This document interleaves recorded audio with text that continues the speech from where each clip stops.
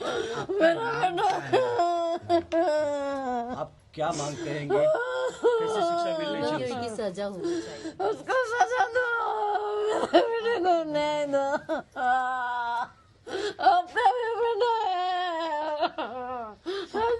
है, मेरा बेटा वो तो किसी से न लड़ता न झगड़, कभी दरवाजे में भी खड़े नहीं रहता था।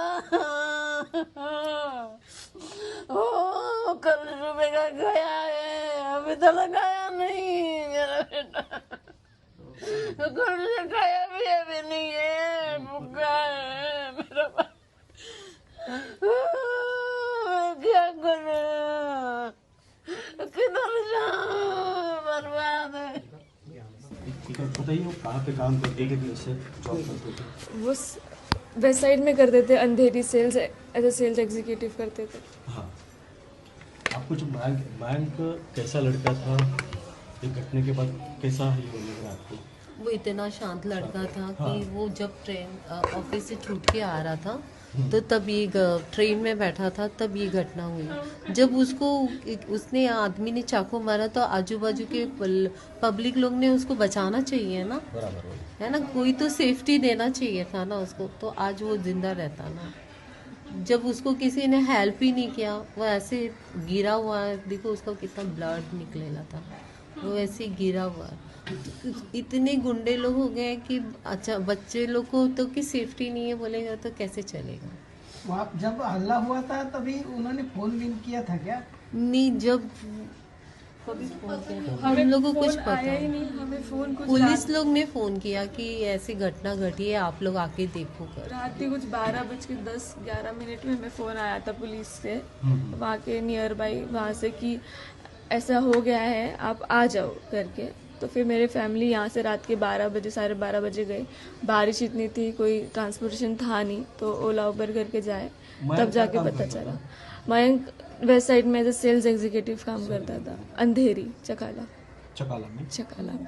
और कब से आप लोग यहाँ पे रह रहे हैं? हमें अभी हो गया 4-5 साल हो गए। आपका क्या नाम है मैडम? मेघा लोहार। आप क्या करती हैं? मैं एज अ लावी में परफॉर्मेंस मार्केटिंग हेल्प करती हूँ। लावी। घर में कौन? की फैमिली में कितने लोग हैं, कौन कौन है? मयंक की फैमिली में मयंक, मेहुल, पापा मम्मी, एक छोटा भाई, भाभी और एक छोटी बेबी और मेरे दादाजी। ये सुरक्षा के बारे में आप क्या कहेंगे? लोकल ट्रेन में हुआ, लोकल ट्रेन में हुआ आज है, भाई बच जाता RPF सुरक्षा के बारे में ऐसा कुछ कहने लायक कुछ बचा ही नहीं है अब।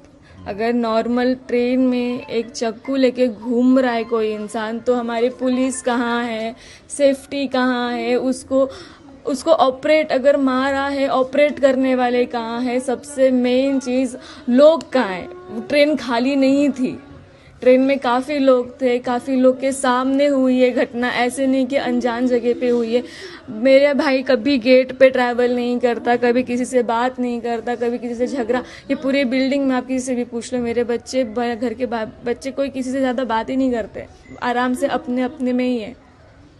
21 साल का लड़का है वो, पूरी जिंदगी पड़ी है उसके सामने, पूरी दुनिया पड़ी थी। 21 साल के बाद अगर ये हादसा हुआ है तो फिर अगर पुलिस क्या कर रही है चाकू लेके, आज मेरा भाई गया, कल किसी और का जाएगा। और ये होगी, ऐसा नहीं कि नहीं होगी, आज बंद नहीं हुई है, अगर हो गई होती तो मेरे भाई के साथ नहीं होती।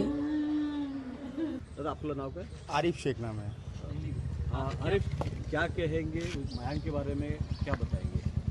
हमारे बाजू में रहता था, वो बहुत अच्छा लड़का था, स्मार्ट लड़का था, 21 साल का लड़का था वो।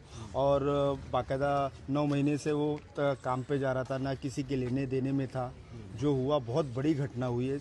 वो चाहते थे तो वहाँ पे जो वीडियो आया, जो हमने देखा न्यूज़ में, वो बच सकता था। अगर पब्लिक चाहती थी तो थोड़ा सा बच सकता था वो, लेकिन उस पब्लिक ने किसी भी तरह का ध्यान नहीं दिया और उसने डायरेक्ट वो सीन हो गया उसके साथ में। बहुत गलत हुआ है। फैमिली बैकग्राउंड है इनका फैमिली बैकग्राउंड ये है कि इनको पकड़ के, जो मयंक को पकड़ के, उसके 2 भाई और हैं, वो उसके बड़े भाई है और वो सबसे छोटा था और उसकी एक छोटी सी बहन है। कहाँ जॉब करता था? वो अंधेरी में जॉब करता था। वो अंधेरी में किसी कोई कंपनी में था, वहाँ पर वो जॉब करता था। कभी किसी से यहाँ सोसाइटी के अंदर भी जो कॉम्प्लेक्स में वो रहता था, हमारे कॉम्प्लेक्स में सूरम पार्क में रहता था, कभी भी आज तक उसका कोई भी लफड़ा झगड़ा नहीं था। कोई भी लफड़ा झगड़ा नहीं था। मतलब इतना अच्छा और स्मार्ट लड़का था। 21 साल का लड़का था। कहाँ पे काम करता था? अंधेरी में कोई कंपनी में थी वो, बड़े कोई कंपनी में वो काम करता था। सोसाइटी का माहौल क्या है? सोसाइटी का माहौल पूरा एकदम ये है, पूरा मतलब आप खुद जाएंगे उसके घर में तो आपको पता चल जाएगा कि बहुत भयानक घटना है ये। गंगाराम पार्क है, मैं रहने वाला सूराम पार्क में हूँ, विरार ईस्ट जीवदानी रोड पे। तो क्या कहेंगे ये माहौल को देखने के बाद पता चलता है क्या कितना मतलब किसी के ऊपर अन्याय हो रहा है। मतलब वो पब्लिक, मतलब वो एक लड़का ट्रेन में किसी को बोल रहा है तो उसके ऊपर ऑन द स्पॉट एक चाकू का धारदार हथियार से उसके ऊपर वार हो रहा है। ये गलत ही है, पूरेपूर गलत है करके ऐसे आरोपी सब जगह घूम रहे हैं और इतने गलत तरीके से ये आरोपी घूम रहे हैं कि इनको अपन ही मतलब प्रशासन ही, पुलिस प्रशासन ही उसको साथ दे रही है और वो बिंदास घूम रहे हैं। अभी तक मिला नहीं है। मतलब उसके बैग में, उसके हाथ में ये सब हथियार लेके वो घूम रहा है। मतलब किसी से बात करना भी गुनाह है क्या? अब ढानू से लेकर चर्चगेट तक आप देखो कि ट्रेन में कितना प्रॉब्लम है। रेलवे पुलिस कभी दिखती नहीं है। आप देखने जाओगे तो अनलीगली गुटखा, बहुत सारी चीज़ ऐसे अनलीगली पास हो रहे हैं, मगर उसके लिए किसी ने आवाज़ उठाया तो उसको दबाते। आपकी मांग क्या है? मेरी मांग यही है कि ऐसे आरोपी, ऐसे सब गलत तरीके ये ट्रेन में होना नहीं चाहिए करके एक मिडिल क्लास पब्लिक इस ट्रेन में प्रवास करती है तो उसके लिए तातड़ी से प्रशासन का और पुलिस का बारीक लक्ष्य बोलतात ना, वो ध्यान होना चाहिए। मुंबई की लोकल ट्रेन में आए दिन झगड़े ये आम होते रहे, परंतु एक झगड़ा जो है एक मयांक नाम के 22 साल के युवक पे जो है जान ले चुकी है।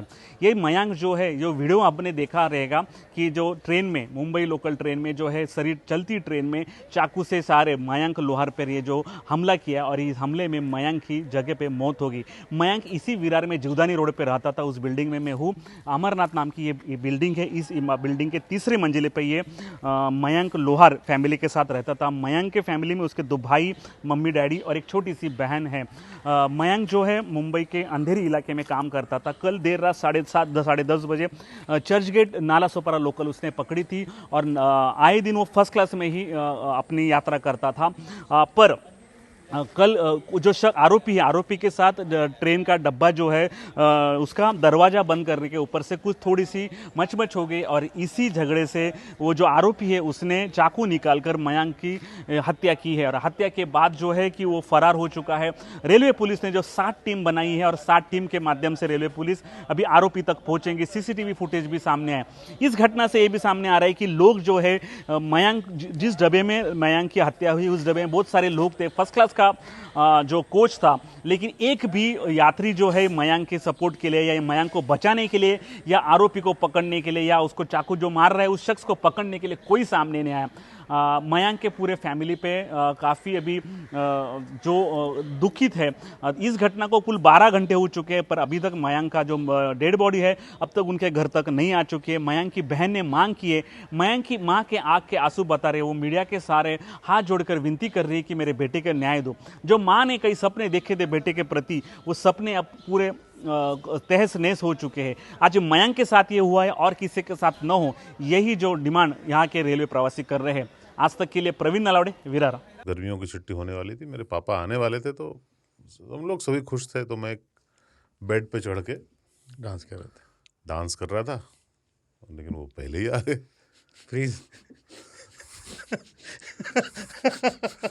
तो मैं उस समय तो कंटिन्यू नहीं कर सकता था तो फ्रीज फ्रेम टाइप का हो गया। कसम पैदा कर